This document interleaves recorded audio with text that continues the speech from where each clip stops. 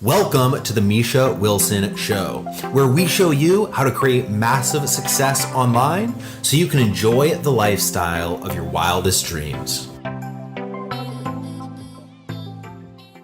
Hey, if you want to discover how you can overcome the fears associated with the process of starting an online business from scratch, stick around and watch today's video through until the very end, as I'm about to share with you the single thing that you have to overcome and get clear on in any area of life, whether it's an online business or anything else, in order to overcome your fears, get yourself into action, and start producing maximum results. As always, if this is your first video, my name is Misha Wilson, and over the course of the last few years, I've done now nearly $20 million in total sales.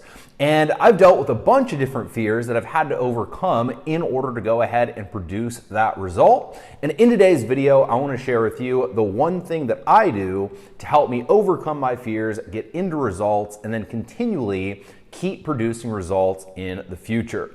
With that said, if you get value, don't forget to let me know in the comments section below what your biggest takeaway is from this video. And don't forget to hit that subscribe button and that bell icon notification button so that you're notified when I do more videos just like this. With that said, let's go ahead and dive right in. All right, so again, what we're going to be talking about here today is the topic of fear, and specifically how you can overcome fear so that you can start getting results in your business. And the reason that I wanted to talk about this is because, with our company, we've generated nearly 70,000 customers.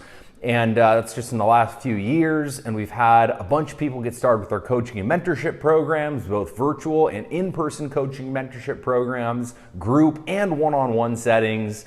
And I found over and over and over again in working with clients that the single or one of the biggest factors that keeps people back from going ahead and hitting their goals, achieving success, and getting into results is the thing that paralyzes so many people in so many different areas of life, that being fear.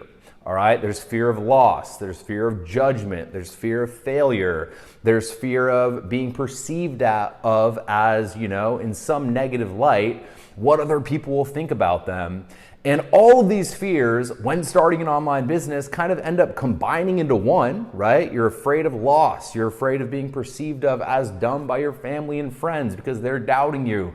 You're afraid of putting yourself out there and not getting results. All of those fears kind of end up combining as one to become kind of this ultimate fear, if you will, that keeps people from taking the action steps that they should take, keeps people from putting themselves out there the way that they know that they need to, keeps people from essentially doing the things that if they did would get them the results, which would in turn help to alleviate the fear, keeping them stuck in this loop of constant fear, not taking action, creating more fear, which, again, just perpetuates the cycle and keeps them from ever going ahead and producing results. And so because of that, I obviously want to share the thing that I always come back to when I'm dealing with fear, and I still deal with it to this day. Every single leader in the industry, every single person you're looking up to, they absolutely do deal with fear. It's not that they don't deal with it, it's more about how they respond to it and how they react to it, and the fact that they get themselves to take action in spite of fear instead of letting it stop them in their tracks.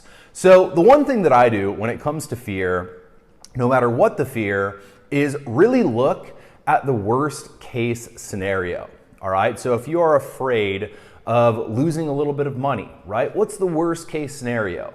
Maybe you do the thing that you're afraid of losing money when you do, and you actually, everything goes wrong, you end up losing that money. What's the worst case scenario? Well, you lose the money and you can always make that money back, right? What's the worst case scenario if you get in business and you get to a point where you're profitable and your business ends up failing? Well, you can always start from scratch and you can always grow another business, right? Literally, if you look at the amount of entrepreneurs who have gotten successful, lost a business, failed, and then come back from it, it's an astonishingly high percentage. of everyone who's been in the business world. Now, I'm not recommending it, but I'm pointing out that you can absolutely come back from it. What if you're afraid of making an investment because that investment might not go perfectly the exact way that you want it to go, right? What if you make the investment and it doesn't go perfectly and you end up losing a little bit of money there? Yes, absolutely. It's not going to feel the best, but you can always end up coming back from it. And the thing that I see over and over and over again is that people essentially tend to look at the worst case scenario in a much more negative light than it actually is, right? Worst case scenario, unless you're dying, or unless you have a family member dying if something goes wrong, or unless you're left in a place where literally you are out on the streets and you have no way to go ahead and get back even close to on your feet to start producing, in general, the worst case scenario really ain't that bad, right? People are afraid of doing videos like this. Well, what's the worst case scenario when you go ahead and do a video like this? If you really get clear on it, maybe you look a little bit goofy on the video, which I still do to this day, right? Maybe your words don't come out just perfectly. Maybe a few people are gonna be haters, which guess what? Even if you do the video perfectly, people are gonna end up being haters. And maybe you don't end up making any sales. All of those things, not that bad, right? So get yourself out there, do the video anyway, realize that the worst case scenario really isn't that bad. No matter what happens over here, worst case, you can always come back from it, execute, start that process of doing those videos, and sooner or later, you won't deal with that fear, right? What if you have a fear around writing an email to send an email to your list? We have this with people who we work with sometimes. There's this fear of, oh my God, if I email my list, or if I email my list too often, someone's gonna get mad on my email list. They're gonna unsubscribe or they're gonna send me hate mail. I can't email my list, right? Well, what's the worst case scenario if that ends up happening? You get someone pissed off on your list, they send you hate mail, they unsubscribe, they say that you're the worst, and guess what? You dealt with an internet troll, you essentially don't let them take any of your time, don't let them take any of your attention, and you go back to mailing your list understanding that the worst case scenario just happened and it literally affected you in zero way, shape, or form. All right, and so this is what I do with every single one of my fears. When I'm dealing with a fear, right? When we throw a live event, there's always the fear in the back of everyone's mind when they throw a live event, whether they're telling the truth or not.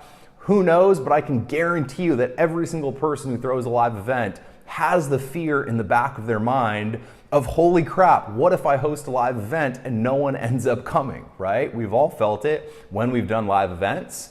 And for myself personally, I had to get to the point where, look, if I host a live event and no one comes, it'll be the best, 5-person event ever, right? Instead of having 200 people there, we'll have 5 people. It'll be the best 5-person event ever. And guess what? I might lose a little money, but I will get through it. My ego will be a little bit hurt, but still, it'll end up being fine. And we actually had an event at one point in my journey where we had a big goal of getting 150 people in the room when I was first getting started in the online world. And we ended up getting about 25 people in the room.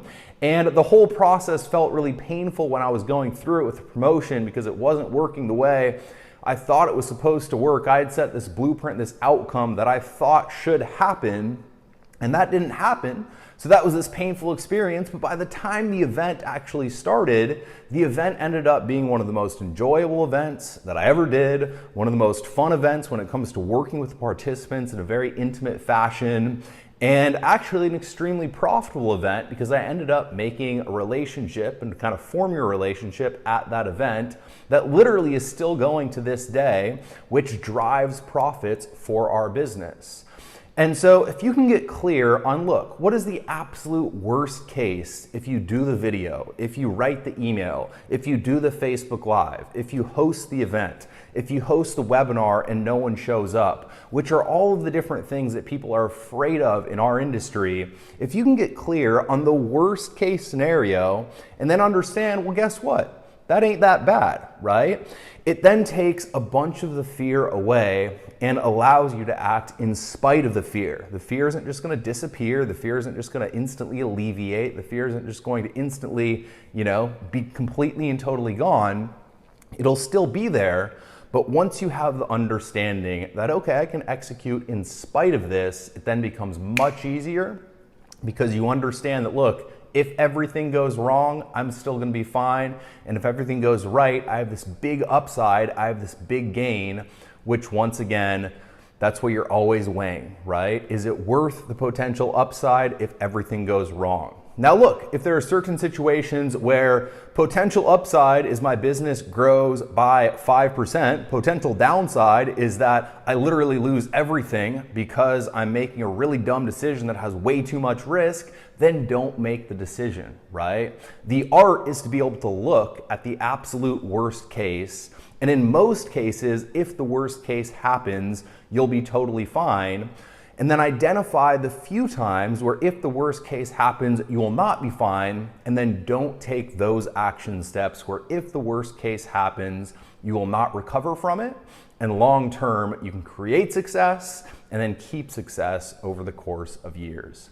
So with that said, I hope you got some value out of this video. If you did, don't forget to let me know in the comments section below what your biggest takeaway was, and don't forget to hit that subscribe button and that bell icon notification button so that you're notified when I do more videos just like this. Till next time, over and out.